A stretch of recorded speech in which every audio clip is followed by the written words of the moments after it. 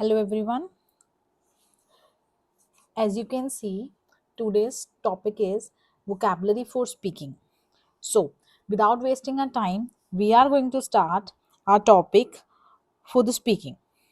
So, today we will learn about the few words of the speaking that we have to include to get more than 7 bands in your speaking. These are the actually common and the easiest words, but actually we don't know how to use in appropriate way. So let's begin with the first word, that is yes definitely. Where you have to use this word, for example, examiner is asking, are there wild animals in your country? So, without saying only yes, you should say yes, definitely. Being India is a diverse country, there is a wide range of wild animals. So, this is the word which is actually gives you extra edge over your simple answer of only yes. Similarly, yes, surely is the same way you can use here.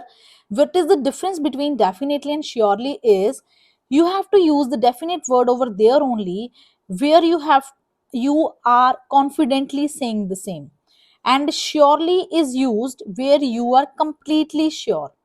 Here you are giving a confidence to the examiner. Here you are giving the surety to the examiner. For examiner, uh, are there TV programs about wild animals in your country? You should say yes, surely there are many, and I watch one of them. Right? So I hope you are understanding the difference between definitely and surely. So next is no yet not. For example, examiner is saying, is chocolate expensive in India? So you should say no. Rather saying only no, you should go with no, yet not. Chocolate is not expensive in India. It is actually affordable, and I love chocolate. I eat chocolate. You can use these lines, right? So, next is yes, it is important, or no, it is not important. Either it can be the case.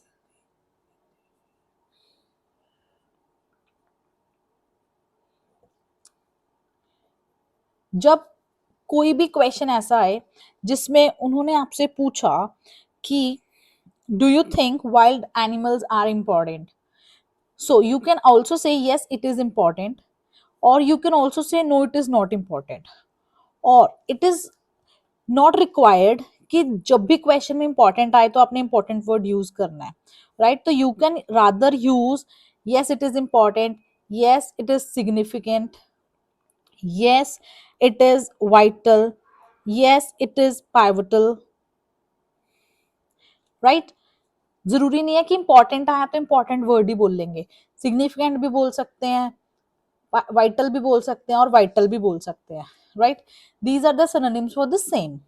Next है, जैसे question आया do you believe that, या question आया do you think that, so आपने बोलना है yes I think that, no I think that. No के साथ आएगा I do not think that. और अगर क्वेश्चन में है do you believe that, do you think that, तो you can rather say yes I deem that, deem, believe, think.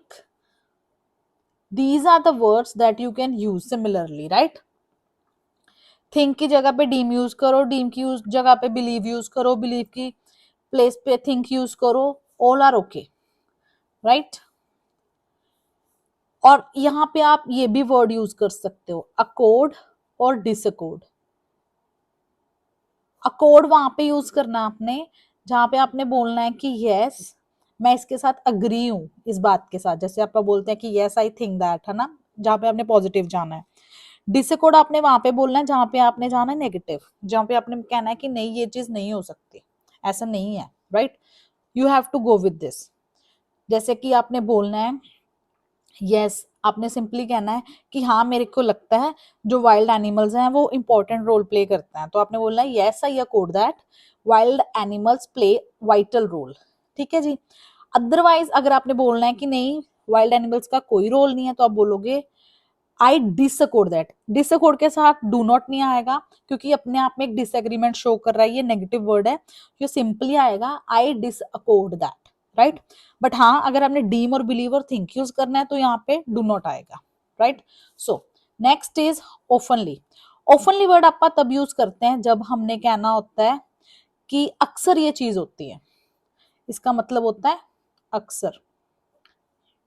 जैसे कि मैं आपसे पूछूं कि आप खाना कब खाते हो बाहर आउटसाइड जाके, तो आप बोलोगे कि ओफनली जब कोई स्पेशल ओकेजन होता है, कि अक्सर जब कुछ स्पेशल ओकेजन होता है, राइट। यूजुअली का मतलब होता है ज्यादातर, कि ज्यादातर आपा ने कोई काम करना है, राइट। तो ओफनली और यूजुअली में ज्यादातर कंफ्यूजन रहती है बच्चों को, तो वन ऑफ द सेम नहीं है ये, ओफनली और यूजुअली में डिफरेंस है, राइट। सो इसका यूज कैसे करना आपा ने, जैसे कि क्वेश्चन पूछा है do you often go to gym, so आप बोलोगे क्या आप do you often go to gym, जो वाला क्वेश्चन है ये वाला do you often go to gym is different question. Do you often go to gym या कुछ भी हो डू यू ओफन के साथ, उसको ओफनली के साथ रिलेट नहीं करना, बोथ आर डिफरेंट, वो सेम नहीं है। यहाँ पे उन्होंने पूछा आपकी फ्रीक्वेंसी कितनी है, आप कितनी बार जाते हो, यहाँ पे उसका मीनिंग कुछ और है। सो इन चीजों को मिक्स नहीं करना, राइट। नेक्स्ट है एग्जैक्टली। एग्जैक्टली आपने तब बोलना है जब आप किसी चीज के लिए श्योर हो। जैसे कि उन्होंने बोला कि डू यू ईट चॉकलेट, तो आप बोल सकते हो exactly I love eat chocolate, right, ऐसा कुछ। सो रेयरली आपने तब बोलना है जब आपने बोलना है कि बहुत कम कोई चीज होती है, मतलब बहुत कम। जैसे कि उन्होंने आपसे पूछा कि आप टी शर्ट्स पहनते हो, तो आप का इंटरेस्ट टी शर्ट्स में नहीं है, तो आप बोल सकते हो कि मैं रेयरली टी शर्ट्स पहनता हूँ, राइट। ऑफ कोर्स का मीनिंग क्या होता है, what is of course. Of course का मतलब होता है कि विदाउट एनी डाउट मैं कुछ कर रही हूँ, राइट, विदाउट एनी डाउट, कोई डाउट नहीं है इसमें। सो जैसे कि do you stay up late, है ना, तो आप कह सकते हो of course because I am free nowadays. अगर मैं फ्री हूँ आजकल तो मैं लेट उठती हूँ, कोई प्रॉब्लम नहीं है। क्लियरली वर्ड आप तब यूज करते हैं व्हेन वी आर सेइंग कि किसी चीज को हमें बिना किसी शक के बोलना है, और अनडाउटेडली ये दोनों का मीनिंग सेम ही जाएगा। जैसे कि आपने एग्जामिनर को बोलना है कि did you go to school, तो आप बोलोगे अनडाउटेडली मैं स्कूल गया, क्लियरली मेरे को ये चीज पता है, right. So these are both synonyms. Next is luckily and fortunately. Again, these both are synonyms of each other. You have to say only when. For example, examiner is asking, did you get a chance to go to like any fest, any special fest? So you should say luckily I got a chance last year for the same, right? जैसे कि examiner ने आपसे पूछा कि क्या कभी आप किसी स्पेशल जगह पे गए हो, तो आप बोल सकते हो फॉर्चुनेटली मेरे को चांस मिला लास्ट ईयर, मैंने अपने पेरेंट्स के साथ वो जगह विजिट की। मतलब ये तब आपने बोलना जब समथिंग हैप्पी मोमेंट है। अगर कोई हैप्पी मोमेंट है तो you have to go with these words, right. ये वाला आपको सैड मोमेंट में यूज करना है, राइट, सैड मोमेंट में यूज करना है अनफॉर्चुनेटली। जैसे कि उसने पूछा have you ever lost your wallet, क्या कभी आपने अपना पर्स गुम किया, तो you should say unfortunately 2 years back when I was travelling in a train I lost my wallet, कि 2 साल पहले ऐसे करके, right. So these are the words और things that actually shows your emotions to the examiner. These words will definitely fetch you very good score. Reason being because these words help your emotions to know the examiner, right? Next is obviously. Again, obviously is the same word as of course.